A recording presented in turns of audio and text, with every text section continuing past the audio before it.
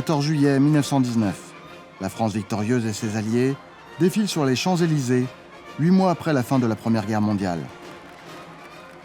Maréchaux à cheval, troupes françaises et coloniales, chars, blessés de guerre sont célébrés devant l'Arc de Triomphe.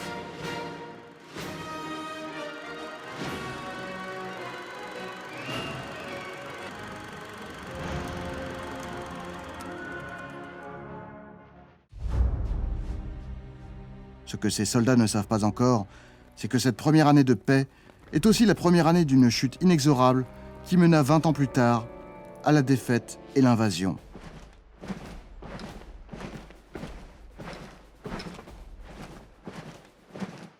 Comment la première armée du monde en qualité comme en quantité en 1918 a pu perdre si rapidement, si lamentablement 20 ans plus tard?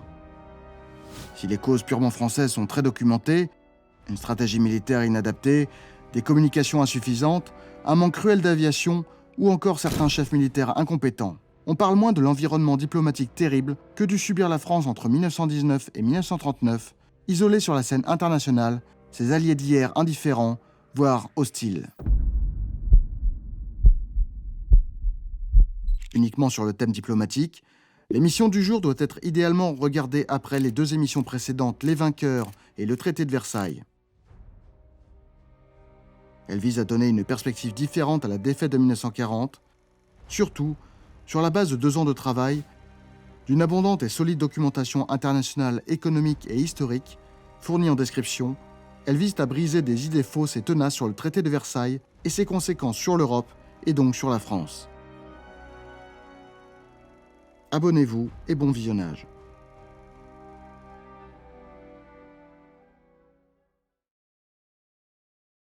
Cette vidéo vous est proposée en partenariat avec World of Warships. Sur Capornier, je parle essentiellement d'histoire navale. Eh bien, World of Warships, c'est un peu la version jouable de tout ça, et c'est vous qui êtes aux commandes. World of Warships, c'est un jeu de bataille navale en ligne gratuit, sur PC, qui existe depuis plus de 10 ans déjà, c'est la référence du genre. C'est un jeu tactique en équipe, vous ne tirez pas juste partout n'importe comment, vous manœuvrez, vous anticipez, vous coopérez avec vos alliés et vous choisissez vos cibles avec soin.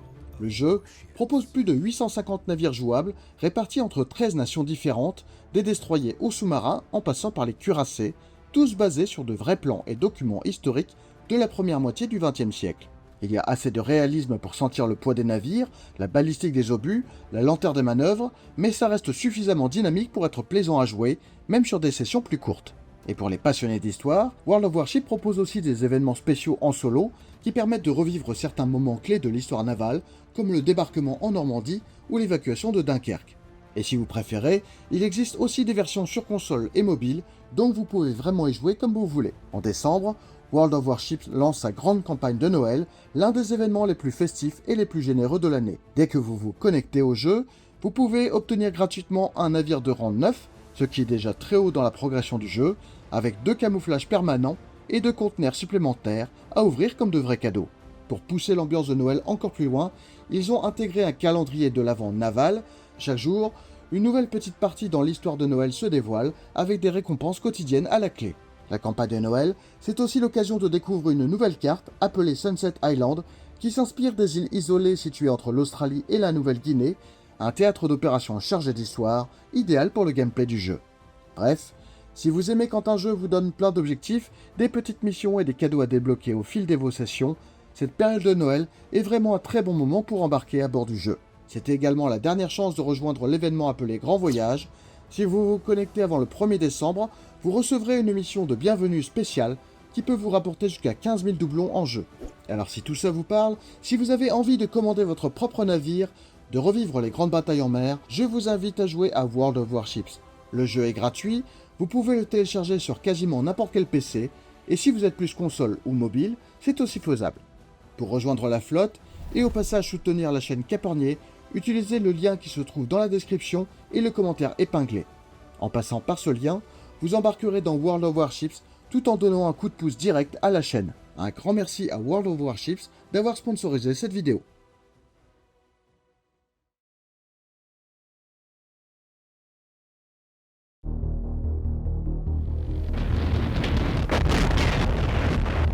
« 1916.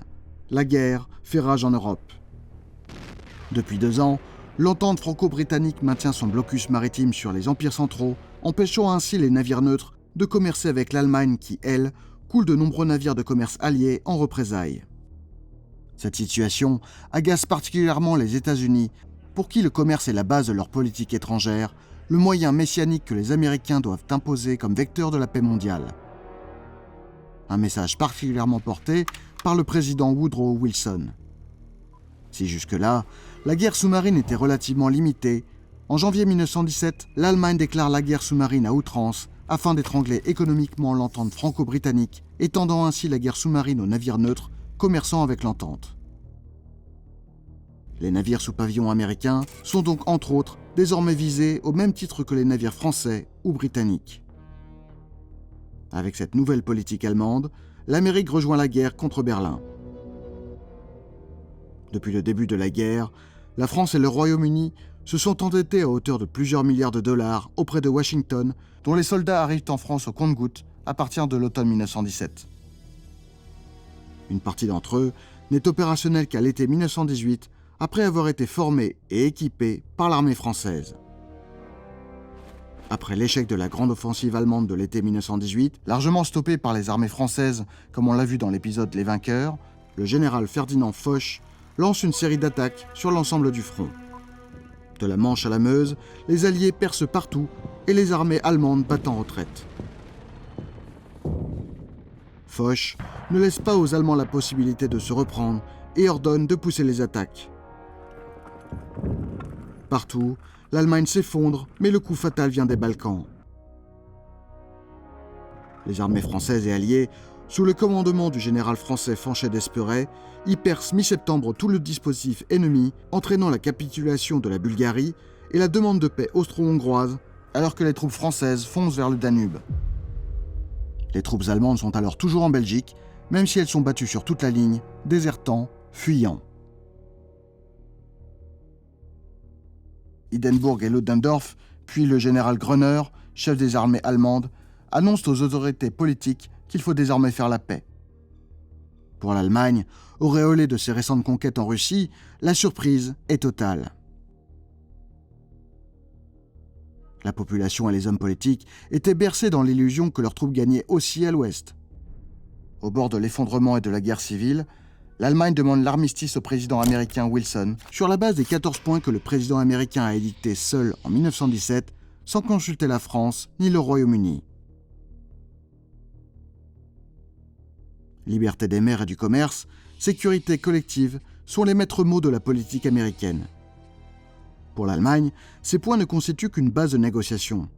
Or, pour les Alliés, et surtout pour la France, cet armistice s'accompagne de conditions équivalentes à une capitulation. La surprise allemande est donc totale devant les exigences alliées, mais les plénipotentiaires signent la capitulation le 11 novembre 1918. Pour les militaires et une partie du peuple, l'armée allemande est revenue invaincue, victime de la trahison de l'arrière. La paix définitive ne fut signée que le 28 juin 1919 à Versailles, comme nous l'avons vu dans la précédente émission. Par le traité de Versailles, l'Allemagne perd une partie de ses territoires de 1914, notamment la restitution de l'Alsace-Lorraine à la France et la perte de toutes les colonies d'Afrique. Elle est également soumise à d'importantes restrictions militaires en effectifs et en type d'armes autorisées. Si certains en France, comme le président de la République, Raymond Poincaré, demandèrent à ce que la rive gauche du Rhin soit transformée en État tampon, voire annexée, elle n'est finalement que démilitarisée en échange de l'assurance d'un traité d'assistance automatique de Londres et de Washington contre une agression allemande. Démilitarisation, c'est-à-dire que l'Allemagne y a interdiction de stationner des soldats ou tout type d'équipement militaire. Enfin, l'Allemagne est soumise à des sanctions économiques, notamment d'importantes réparations financières, nous y reviendrons. Du côté allié, pour le Royaume-Uni, la menace est écartée. L'Allemagne perd en effet ses petites colonies en Afrique et dans le Pacifique et livre sa puissante flotte de guerre, flotte dont la construction au début du XXe siècle fut l'une des causes du déclenchement de la guerre. Dans un barreau d'honneur, alors qu'elle est captive dans la base navale britannique de Scapa Flow en Écosse, la flotte allemande se saborde en 1919.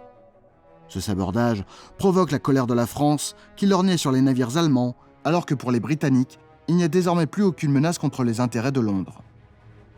L'affaire est close, Wilson a eu également ce qu'il voulait, notamment un changement démocratique à la tête de l'Allemagne. Mais pour la France, rien ne va.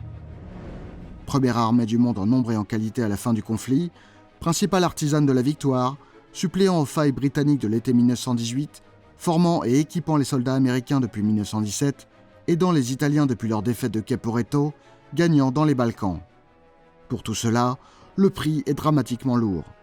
1,5 million de morts, 4 millions de blessés, 12% d'orphelins, près de 10% du pays ravagé, dont certains départements à 90% comme l'Aisne. Toutes les familles de France sont touchées, tous les villages endeuillés.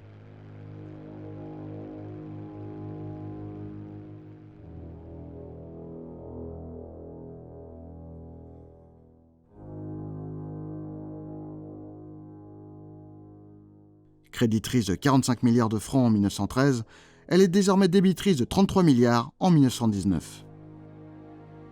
35% de ses investissements extérieurs ont disparu avec la révolution russe. L'Allemagne, elle, est 2 fois moins endettée et reste le géant démographique du continent avec 60 millions d'habitants contre moins de 39 pour la France. Avec l'effondrement de l'Autriche-Hongrie, l'Allemagne, malgré sa défaite, reste la seule grande puissance démographique et industrielle du centre de l'Europe. La reconstruction française est estimée à 7 fois le budget de l'État français de 1913 par l'économiste Jacques Rueff. Celle-ci dura 12 ans. Aucun des belligérants n'a subi un tel traumatisme.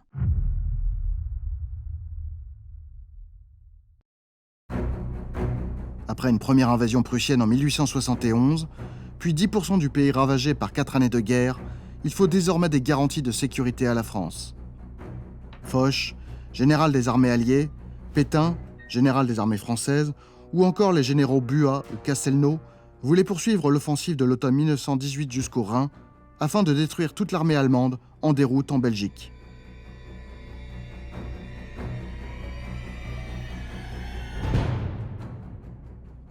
Mais Clémenceau, le président du Conseil, estimait que le sang avait assez coulé et accepta l'arrêt des combats.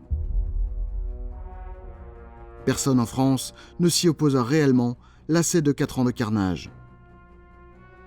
Ce fut ce même Clémenceau qui négocia pour la France lors du traité de Versailles et qui accepta de renoncer à la présence française sur la rive gauche du Rhin en échange d'une alliance défensive avec les Anglo-Américains. Une garantie stipulant qu'en cas de nouvelle agression allemande, l'intervention alliée serait automatique. L'Allemagne doit également s'acquitter des réparations de guerre, ce qui est tout à fait classique. Si la France et la Belgique ont subi des dégâts considérables, le territoire britannique est lui intact. Pourtant, Londres demande le paiement de sommes couvrant l'intégralité des dépenses militaires de la guerre. Le traité de Versailles ne fixa pas directement le montant des réparations. Son article 233 prévoyait la création d'une commission des réparations, fixant au plus tard au 1er mai 1921 la date à laquelle devra être notifié aux Allemands le montant des dommages. L'article 234 précise en outre que la commission devra étudier de temps à autre les ressources et les capacités de l'Allemagne à payer et la possibilité de modifier celles-ci. Cet article prouve que le traité est modulable, que les réparations sont modifiables en fonction d'accords entre les pays. Sur le court terme, cependant, l'article 235 exige que l'Allemagne doit payer pendant les années 1919 et 1920 une indemnité de 20 milliards de marks afin de permettre aux puissances alliées et associées d'entreprendre la reconstruction. Les montants des réparations imposées à l'Allemagne sont séparés en 3 tranches. Les tranches A et B, payables rapidement, s'élèvent à 52 milliards de marks. La tranche C, dont les Alliés ont prévenu Berlin qu'elle ne serait jamais réclamée, s'élève à 80 milliards de marks. La crainte que l'Allemagne ne paie pas, vaincue mais pas abattue, est présente dès la signature du traité de paix. Le traité de Versailles avait pour vocation de garantir une paix durable en créant une société des nations chargée de gérer les conflits et en limitant drastiquement les dépenses militaires de l'Allemagne. La réduction forcée des dépenses militaires allemandes constituait une ressource budgétaire non négligeable. Dans une étude allemande de 2010 que je vous mets en description, les économistes Hanke et Spörer parlent même de cadeau fiscal de Versailles. À l'issue de leur étude, ils concluent que le traité de Versailles, bien que globalement un fardeau pour l'économie allemande, offrait également un dividende budgétaire de paix substantiel aux politiciens non revanchards de Weimar. En clair, payer les réparations n'avait rien d'insurmontable pour un pays qui avait l'interdiction d'avoir une grande armée. L'Allemagne ne paiera en 1932 que 19 milliards de marks, soit environ 2,5 points du PIB allemand.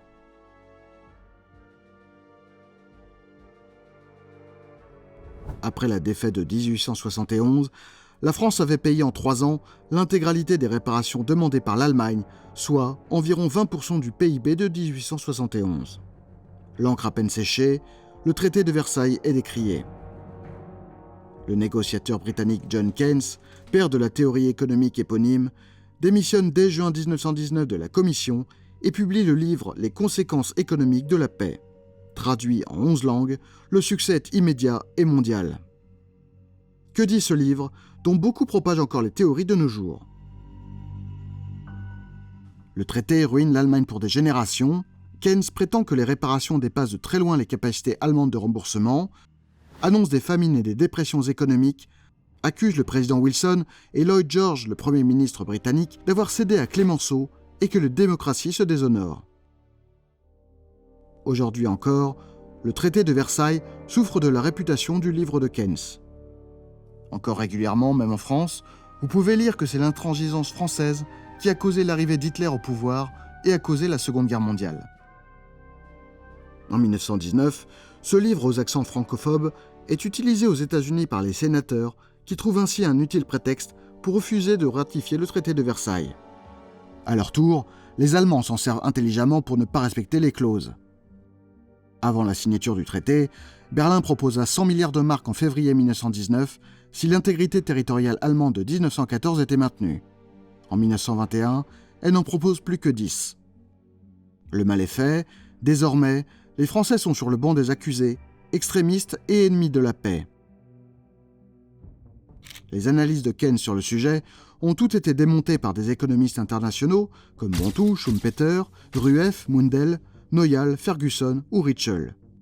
Je mets en lien un certain nombre d'analyses, dont je vous livre ici le résumé qui fait consensus chez les chercheurs économiques. Ritschl montre notamment dans son analyse de 1989 que l'endettement de la France est supérieur à celui de l'Allemagne au sortir de la guerre et que l'hyperinflation de 1920 à 1923 a quasiment annulé la dette allemande.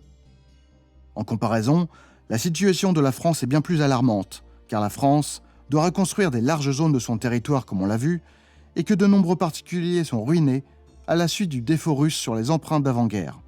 Malgré les mensonges de Keynes, la réputation du traité resta et la politique étrangère du Royaume-Uni de l'entre-deux-guerres fut largement influencée par ce funeste livre. En France, Foch, devenu maréchal, généralissime des forces alliées, critique fortement le traité. Il est même absent de la cérémonie de signature. Qualifiant le traité d'armistice de 20 ans avec une analyse particulièrement juste, il expliqua au New York Times « La prochaine fois, les Allemands ne feront pas d'erreur. Ils envahiront le nord de la France et se saisiront des ports de la Manche pour lancer des opérations contre l'Angleterre. Lorsque nous ne sommes pas sur le Rhin, nous avons tout perdu. »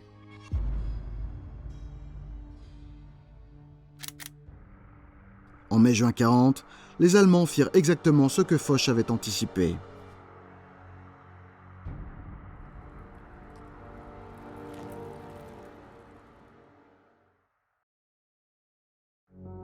Autre Français, Jacques Bainville analyse avec une précision parfaite le traité de Versailles dans un ouvrage réplique à Keynes, subtilement appelé « Les conséquences politiques de la paix ». Pour Bainville, le traité est trop mou, bien trop mou à l'égard de l'Allemagne et ne l'affaiblit pas sérieusement. En effet, pour Bainville, l'Allemagne reste le géant démographique de l'Europe, son potentiel industriel et militaire se relèvera facilement. La France le sait, la France le voit, mais elle est seule.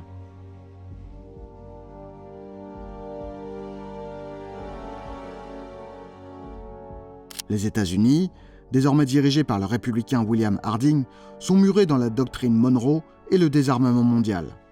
Aux États-Unis, le livre de Keynes fut une arme entre les mains des ennemis de Wilson. De larges extraits en furent même lus au Sénat par le sénateur républicain William Borah, surnommé le Lion de l'Idaho, un des chefs de file de l'isolationnisme. Après le retrait des États-Unis, les horreurs de Versailles, selon le mot des républicains, devinrent un véritable acte de foi et nourrirent le neutralisme américain. Londres, caché derrière la Manche et profitant du retrait américain, refuse de signer le traité d'assistance promis à la France. En 1921, afin de mettre fin à la nouvelle course à l'armement naval qui s'annonce, les États-Unis convoquent une conférence mondiale sur le désarmement. Considérant que la Première Guerre mondiale fut causée en partie par la course à l'armement naval entre le Royaume-Uni et l'Allemagne, Washington veut limiter le nombre de navires de guerre. Initialement, les armées de terre et de l'air sont également concernées par les projets de désarmement. Pour cette conférence, les États-Unis, le Royaume-Uni et le Japon se mettent d'accord en amont de la conférence et la France se voit reléguée d'office au rang de l'Italie avec un tonnage maximal de navires de guerre très faible au regard de ses besoins. Lors des discussions, la France, obnubilée par sa sécurité, joue le rôle de trouble-fête, refuse de toucher à son armée, mais doit céder sur la marine. Si l'on a cette image de paix après 1918, on oublie souvent que l'Europe est toujours en proie aux guerres. Guerre gréco-turque de 1919-1922, guerre soviéto-polonaise de 1919-1921, dans laquelle le général français Weygand se distingue en sauvant Varsovie de l'invasion, guerre civile et révolution bolchevique en Allemagne, en Hongrie ou en Autriche, etc., etc.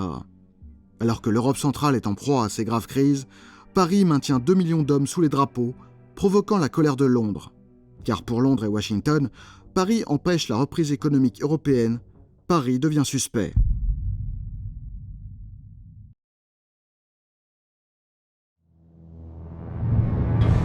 En Allemagne, le traité de Versailles provoque l'indignation alors qu'elle est objectivement ménagée, considérant les clauses qu'elle a imposées à la Russie ou à la Roumanie lors du traité de Brest-Litovsk. Dès 1920, l'Allemagne viole les dispositions du traité en menant des recherches secrètes sur les sous-marins aux Pays-Bas.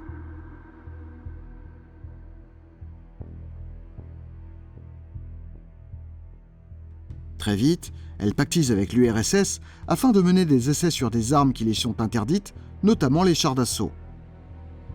Non seulement l'Allemagne ne paie pas les réparations, mais elle multiplie les déclarations belliqueuses, niant sa défaite ou même le droit d'existence de la Pologne. Elle prétend qu'elle ne peut pas payer alors qu'elle assigne des milliards de marks à son budget militaire secret. La France le voit, mais Londres refuse d'écouter. Washington également.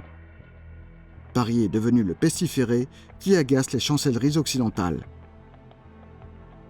Le sentiment francophobe gagne largement les hautes sphères britanniques, sentiment jamais totalement disparu. Face à l'attitude des anciens alliés, Paris passe des alliances avec la Pologne en 1921, la Tchécoslovaquie en 1924 et cautionne la Petite Entente, une alliance entre la Tchécoslovaquie, la Roumanie et la Yougoslavie. Pays souvent nouveaux, fragiles, aux ambitions différentes, ce sont des alliances de papier. Concernant les réparations de guerre, on l'a dit, l'Allemagne fait tout pour ne pas payer, tandis qu'à Washington, on exige immédiatement le paiement des dettes de guerre, poussant ainsi la France ruinée à exiger les réparations allemandes. Mais comme Berlin suspend ses paiements à la France au printemps 1922, la France et la Belgique envahissent la Ruhr l'année suivante, le bassin industriel allemand situé autour du Rhin. Les ouvriers allemands sont remplacés par des Français, Belges et Polonais sous la protection de l'armée française. À nouveau, la France est vivement critiquée à Londres et à Washington. Devant emprunter massivement pour financer la reconstruction, la France est soumise au bon vouloir des marchés financiers contrôlés par Londres et Washington. La bourse de Paris s'effondre, le franc aussi, attaqué par les financiers allemands et anglais. L'opération militaire fut un succès sur le terrain, mais très mal préparée politiquement par la France. Cette opération n'avait en effet aucune chance de succès sans l'aval de Londres et de Washington, qui détiennent les marchés financiers. La France recule, sans même négocier au moins des garanties, alors que l'occupation de la Ruhr représentait un atout solide et un levier. La France, désormais, ne fera plus rien sans l'aval de Londres. À partir de cette période, jusqu'en 1939, la France, à cause de sa faiblesse économique et financière, de ses divisions internes et du manque d'envergure de son personnel politique, est de fait sous la domination britannique.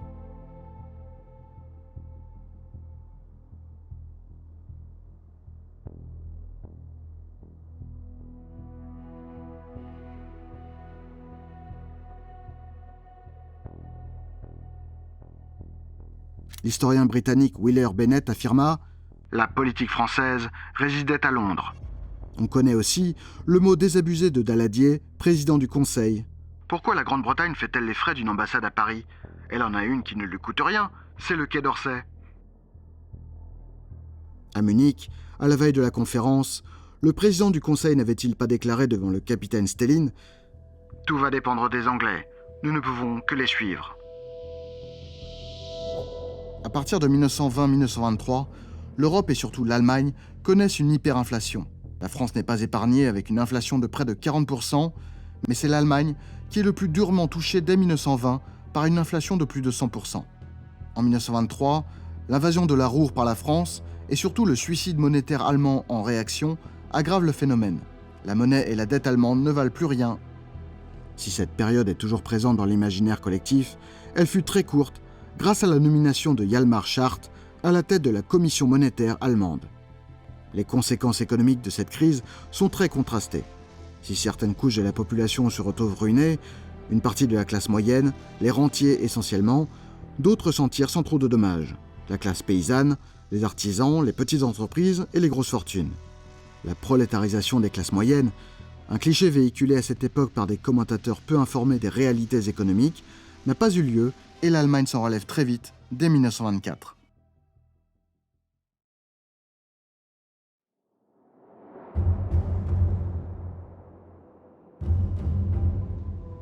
En 1924, justement, c'est la conférence de Dawes qui enterre la France par la faiblesse du président du parti radical Édouard Herriot qui cède tout à Londres et à Washington. Le plan international de Dawes prévoit un nouveau calendrier des paiements des réparations allemandes. 1 milliard seulement en 1925, puis la hausse progressive jusqu'à 2,5 milliards prévue pour 1929, puis une variation en fonction de la prospérité économique allemande. Le nombre d'annuités n'est pas non plus fixé. Les obligations de type C, les fameux 80 milliards dont nous avons parlé plus tôt, ne sont même plus mentionnées. Avec le plan Dawes, l'économiste Alfred Sauvy estime que la dette de réparation est réduite des 2/3. Malgré cela, l'Allemagne contestera de nouveau 4 ans plus tard les paiements, conduisant à un nouvel arrangement contre les intérêts de Paris. Ces paiements étaient surveillés par un Français, ils seront désormais surveillés par un Américain. Dans le même temps, un emprunt international est émis, notamment sur le marché obligataire américain. Cet emprunt permet de dégager une source importante de capitaux pour l'économie allemande, qui entame alors des réformes achevées en 1925 et renoue avec la croissance. Le plan Dawes et la fin des manipulations allemandes contribuent à stabiliser la monnaie, mais rendit le pays dépendant des marchés étrangers. Le problème pour la France, c'est que les prêteurs privés devenaient prioritaires par rapport au paiement des réparations. L'Allemagne étant déjà surendettée, rien ne l'incitait à ne pas s'endetter encore plus. Une note du ministère des Affaires étrangères indiquait d'ailleurs « Plus nous empruntons à l'étranger, moins nous aurons à payer au titre des réparations ». La politique allemande a finalement consisté à rendre les créanciers étrangers otages du problème des réparations, leur intérêt étant dès lors que les réparations dues à la France fussent les plus basses possibles pour ne pas inciter l'Allemagne au défaut de paiement. On a souvent parlé de la crise économique allemande de l'entre-deux-guerres, mais on entend rarement parler de l'exceptionnelle croissance allemande à partir de 1925 jusqu'en 1929. Évidemment, les tentatives de conciliation eurent lieu, sous l'impulsion notamment d'Aristide Briand, homme politique français, président du Conseil et ministre des Affaires étrangères. Grâce aux bonnes volontés collectives, les principaux pays d'Europe signent les accords de Locarno en 1925, accords qui garantissent les frontières et détendent les relations internationales. Le nouveau chancelier allemand Stresemann veut officiellement apaiser les relations diplomatiques. Les frontières issues du traité de Versailles sont reconnues par Berlin. Les pays s'engagent à ne pas utiliser l'armée pour régler leurs problèmes politiques ou juridiques, et en cas de désaccord, c'est la Société des Nations qui devrait arbitrer les litiges. Grâce à la France, et surtout grâce à l'abandon de son révisionnisme, l'Allemagne se voit intégrer à la Société des Nations. Cet accord suscita un immense espoir. Aristide Briand et Stresemann furent même récompensés par le prix Nobel de la paix. Ce traité et cet esprit montrent qu'il y avait une voie autre que la guerre et que l'arrivée d'Hitler n'est pas une conséquence du traité de Versailles. Malheureusement, l'Allemagne continue à réarmer comme l'observe la Commission de contrôle alliée dans 2 rapports officiels. Avec ce réarmement continu, la France continue à se méfier et le montre par ses actions diplomatiques et militaires, comme la décision de construire la ligne Maginot. Isolée diplomatiquement, faible, la stratégie militaire française devient officiellement strictement défensive et commence la construction de la ligne Maginot, une ligne de fortification sur les frontières avec l'Allemagne, mais aussi avec le Luxembourg et une partie des frontières belges, suisses et italiennes. Maginot, ministre de la guerre lui-même mutilé de 14-18, est le symbole de cette France dont l'obsession est de se défendre contre l'agression allemande. Un pays isolé de 40 millions d'habitants contre son voisin de 65 millions. En 1929, avant la grande crise d'octobre, l'État allemand éprouve des difficultés à payer l'échéance de 2,5 milliards de marks. De nouvelles négociations ont lieu et elles conduisent au plan Young en juin 1919.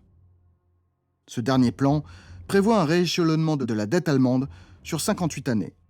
La valeur de la dette de réparation diminue encore de 17% selon les économistes, c'est-à-dire à presque rien rapporté à la valeur de 1920.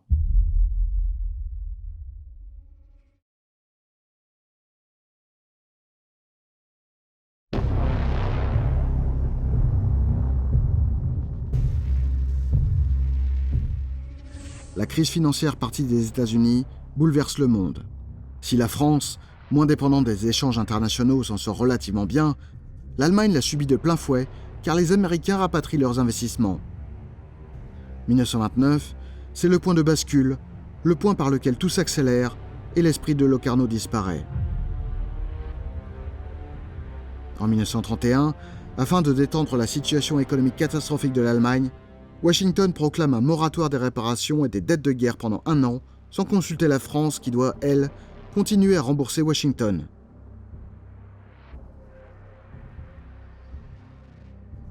« 1932.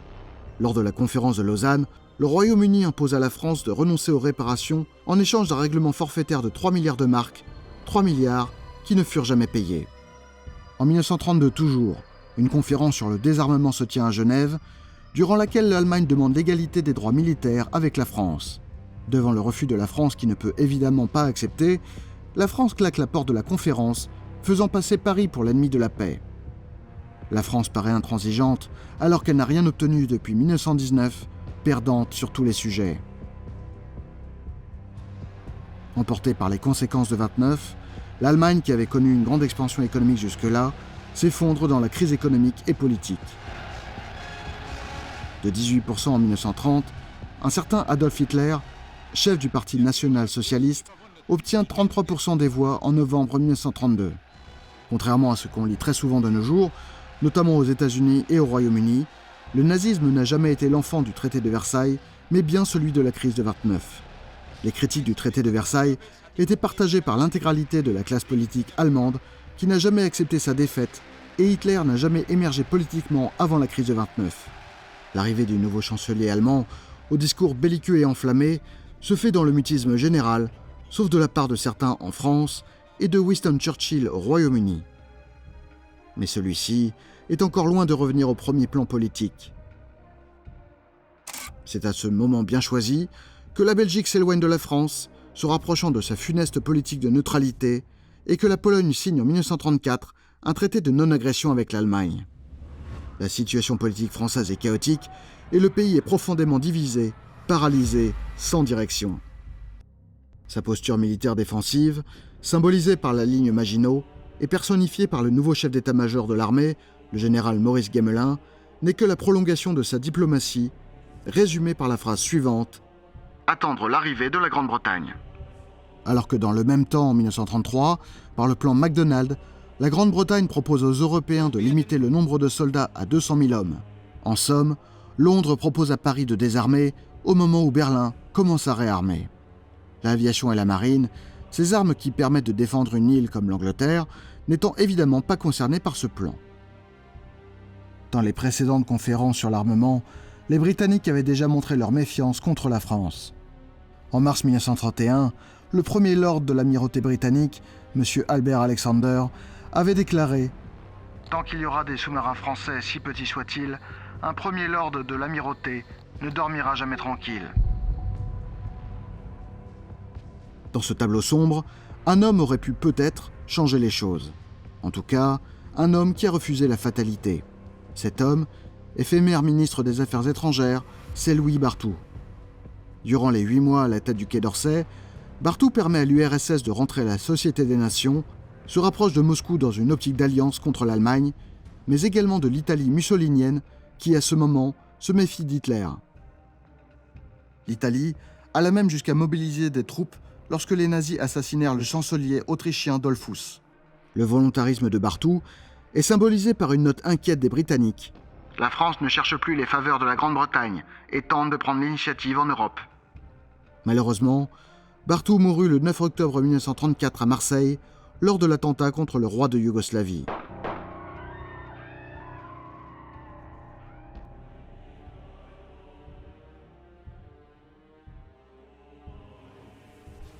Samedi 16 mars 1935. Profitant du week-end, Adolf Hitler annonce le rétablissement du service militaire obligatoire et décide de porter les effectifs de la Wehrmacht de 100 000 à 500 000 hommes. C'est la première grande violation du traité de Versailles. La France, le Royaume-Uni et l'Italie se réunissent alors à Stresa, en Italie, pour une conférence trilatérale. Le ministre des Affaires étrangères français, Pierre Laval, rencontre le duce italien Benito Mussolini ainsi que le Premier ministre britannique Ramsay MacDonald. Les trois nations prennent l'engagement de ne plus tolérer aucune violation du traité de Versailles. Ils réitèrent les résolutions de la conférence de Locarno et rappellent leur attachement à l'indépendance de l'Autriche. Dans le sillage de Barthou, Laval poursuit le projet de créer une ceinture sanitaire autour de l'Allemagne nazie et signe à Moscou le 12 mai 1935 un traité d'assistance mutuelle avec le gouvernement de Staline, encore très largement ostracisé par les nations occidentales. Le problème des négociations avec l'URSS est qu'il faut également convaincre la Pologne ou la Roumanie de laisser des troupes russes franchir leur territoire, ce qui se révèle évidemment impossible. 1935, alors que depuis 6 ans, l'Allemagne relance la construction de sa marine de guerre, Londres, paniqué, rompt unilatéralement l'accord de Stresa et signe un accord naval avec Hitler. Cet accord, en violation totale du traité de Versailles, donne désormais à l'Allemagne le droit de construire une marine égale à 35% du format de la Royal Navy. On monte même à 50% pour les sous-marins. La France n'a même pas été prévenue. À nouveau méprisée, la France se retrouve cernée par les programmes de réarmement naval allemand et italien.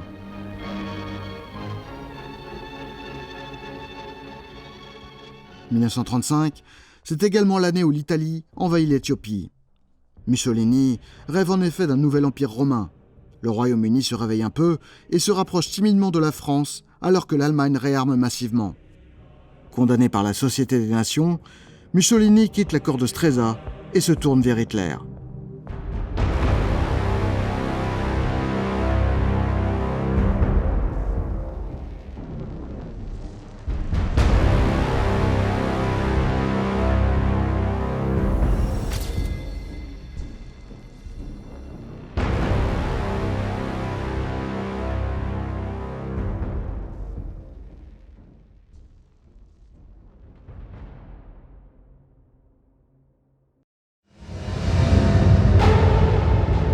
En 1936, la Belgique se déclare neutre et refuse l'alliance défensive avec la France. 1936 encore, Hitler réoccupe militairement la Rhénanie, démilitarisée depuis 1919. En réalité, il ne s'agit que de quelques milliers de soldats peu armés. La Grande-Bretagne refuse de faire quoi que ce soit, tandis que les politiques français ne veulent rien faire sans appui britannique. En France, le général Gamelin, tout de même consulté, estime que l'armée française ne peut rien faire, prétendant à tort être en infériorité en nombre et se réfugie derrière la ligne Maginot. Dans cette affaire, la responsabilité de Gamelin est très lourde, ainsi que celle du gouvernement français dans une moindre mesure. Le général Gamelin a menti sciemment au gouvernement sur les forces allemandes, truquant les chiffres fournis par les renseignements et cachant que la Pologne et la Tchécoslovaquie étaient prêtes à marcher avec la France. C'était la dernière occasion d'agir seul et efficacement contre Hitler. En Allemagne, depuis quelques années, les investisseurs privés et grands groupes américains investissent massivement, favorisant l'essor de l'économie allemande. Le Royaume-Uni poursuit sa désastreuse politique d'apaisement avec l'Italie fasciste et l'Allemagne nazie, cédant sur tous les sujets. Édouard Daladier tente d'alerter le Royaume-Uni à de nombreuses reprises, mais Londres reste sourde, ne comprend pas, persuadé des intentions pacifiques et légitimes d'Hitler, malgré les avertissements de Churchill. D'autant qu'en France, beaucoup sont pacifistes, aveugles, voire bienveillants avec Hitler. Le pays est profondément divisé depuis 20 ans, en témoigne la grande instabilité politique. 1938. Même si la France et la Grande-Bretagne n'interviennent pas dans la guerre civile espagnole, elles livrent des armes aux républicains malgré le pacte de non-intervention. Désormais, les états-majors, notamment navals, discutent et s'entendent, mais restent muselés par la politique de Londres. En face, Hitler et Mussolini soutiennent massivement Franco depuis le début. 1938, c'est également l'année où Hitler annexe l'Autriche. À Londres, on reste sourd. Pour de nombreux diplomates et politiciens, ce n'est que la réparation des torts du traité de Versailles dont la faute repose sur la France. Lord Halifax déclare même à Hitler lors d'un voyage diplomatique que le Royaume-Uni n'a pas d'intérêt majeur en Europe de l'Est. À ces mots, Hitler comprend qu'il aura les mains libres.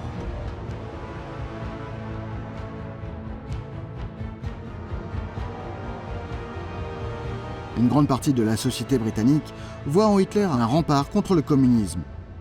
Paris n'est pas consulté, pire, le Front populaire a amené une vague de francophobie dans les hautes sphères londoniennes. Paris a commencé ses efforts de réarmement en 1936. Cet effort accélère dramatiquement en 1938, après le traité de Munich que Daladier a signé pour gagner du temps, car il sait que la guerre est inéluctable. Malgré cet effort, il est bien trop tard. C'est avec l'occupation définitive de la République tchèque par Hitler en mars 1939 que Londres panique et réagit définitivement. La Grande-Bretagne s'engage à soutenir Paris pour assurer l'indépendance polonaise. Ainsi, la France est désormais coincée sur l'avenir diplomatique, à la remorque de la Grande-Bretagne.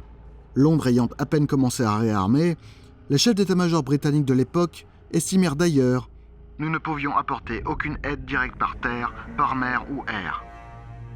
En mai 1940, la Grande-Bretagne n'envoya que 11 divisions sur le continent, alors qu'elle en comptait 85 en 1918. La Royal Air Force n'intervint d'ailleurs que très peu jusqu'en 1940. Le traité de Versailles, encore de nos jours, est accusé d'avoir été trop dur avec l'Allemagne, d'avoir semé les graines du nazisme et de la Seconde Guerre mondiale. Bien loin de cette réputation, c'est au contraire la non-application des accords qui est l'une des origines de tout cela. Les États-Unis ne signèrent pas ce qu'ils avaient en partie imposé. L'Angleterre reprit sa politique traditionnelle d'équilibre continental. La France ne sut pas convaincre ses anciens alliés et se retrouva seule.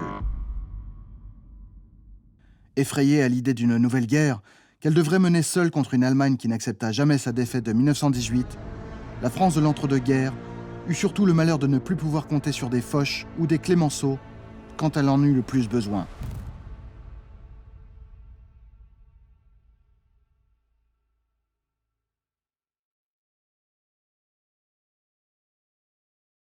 Et un immense merci à World of Warships qui a sponsorisé cette vidéo.